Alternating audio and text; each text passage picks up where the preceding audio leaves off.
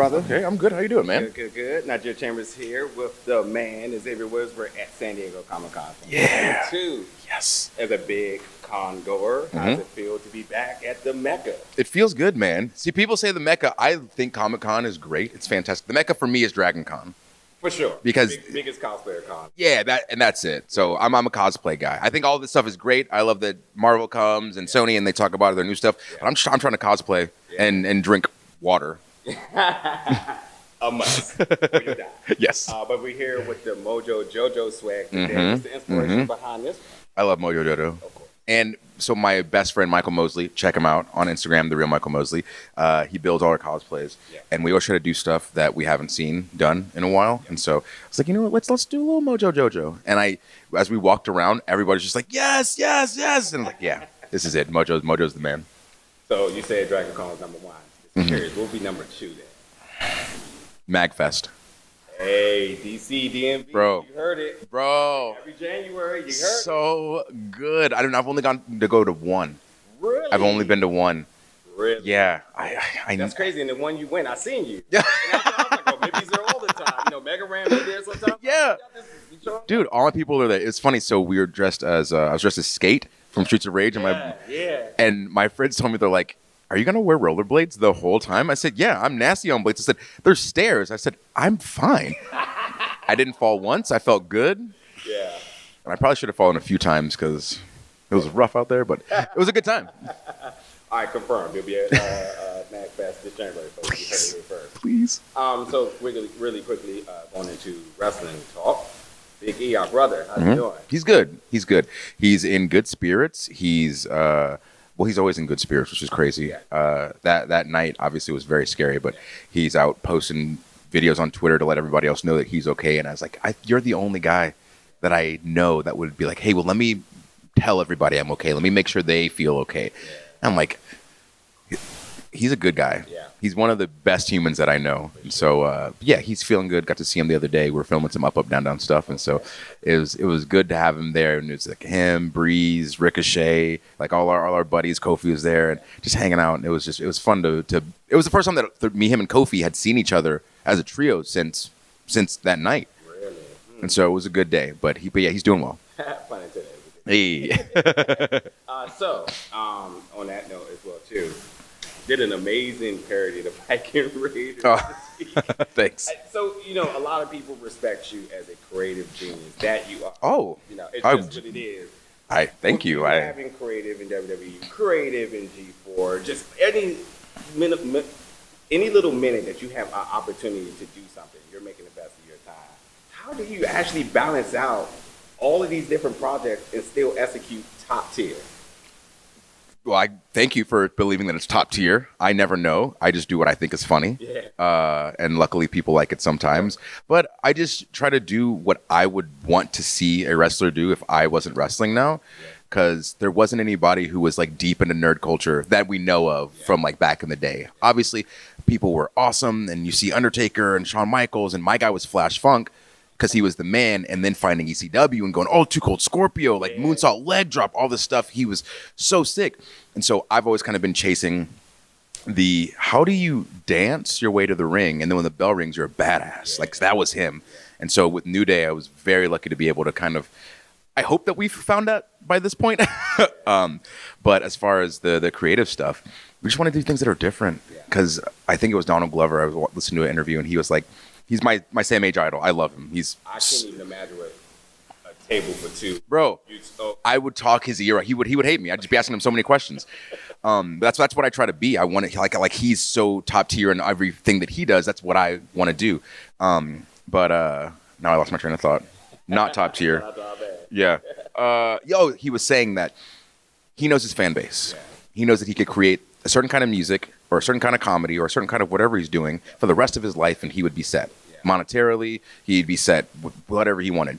But if he's going to make the same thing over and over again, that's not what an artist does. That's not art. Right. That's redoing everything you've done, which is fine, totally fine. But as an artist, he wants to try things because what makes an artist is giving yourself the opportunity to fail. Whether you fail or succeed, you have tried to create art. So I might do something on TV tomorrow that you hate, And that's okay because the next week I'm going to try something completely different, and maybe you'll like that, or maybe you'll hate it. And then the next week I'm going to do something else, because if I'm not creating, then what is the point of doing anything? That's right. To me, at least. No, for sure. I think under the definition of bet on yourself, your name has to be right there. And here we are talking about another blessing, G4. You've been campaigning for it to come back. Yeah. G4 has returned to yeah. You have a panel. Could you tell us a little bit? Because this is before the panel. You tell us a little bit what we might be able to expect. It's the Attack of the Show panel, so you'll see all of our fantastic, amazing hosts there. We're doing like a little mini Attack of the Show. And so rather than the normal like Q&A, which is great, we're going to see if you guys enjoy a little live Attack of the Show. And then I think we'll do some questions after that. But we're just really excited because this will be the second time, because we went out to PAX.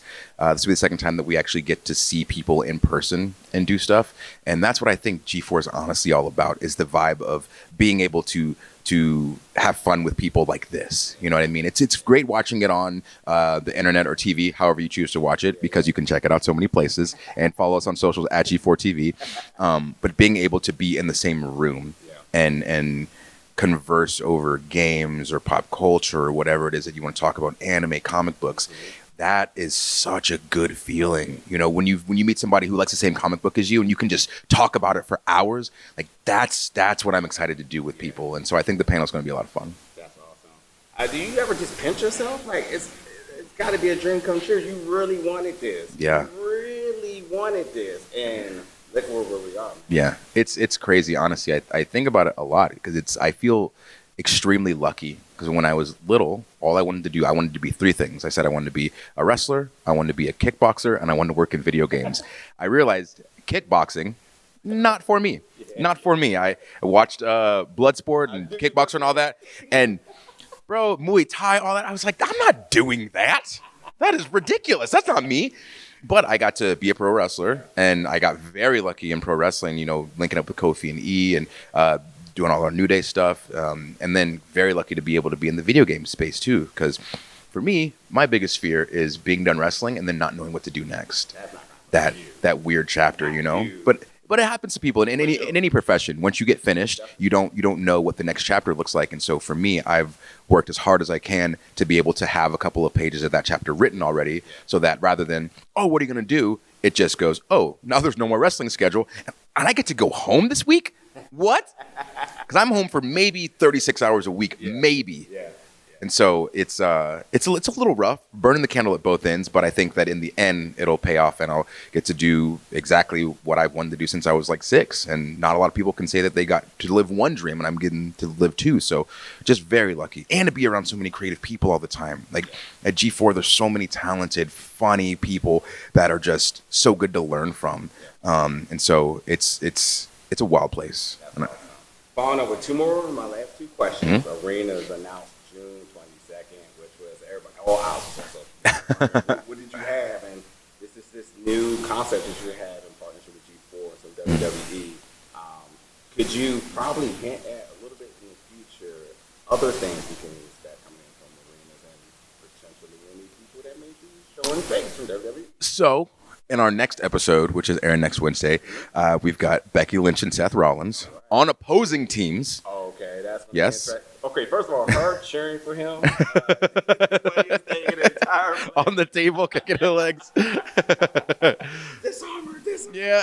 I don't have this special yet. So they bring some really good energy to this episode, and they've got 2 fantastic athletes from the NFL. So Arena is going to be really cool because they'll either have people who are professional streamers or just internet personalities or pro athletes accompanied by a professional wrestler, because what I love about pro wrestling is the beef, the conflict, that jabbing back and forth at each other. And I think that esports doesn't necessarily have that, obviously to the level of pro wrestling, but I think bringing that into it can only elevate it. And so that's really what Arena is supposed to be, is this vision of molding the 2 things that I love together into one, so then I don't have to go so many places at the same time.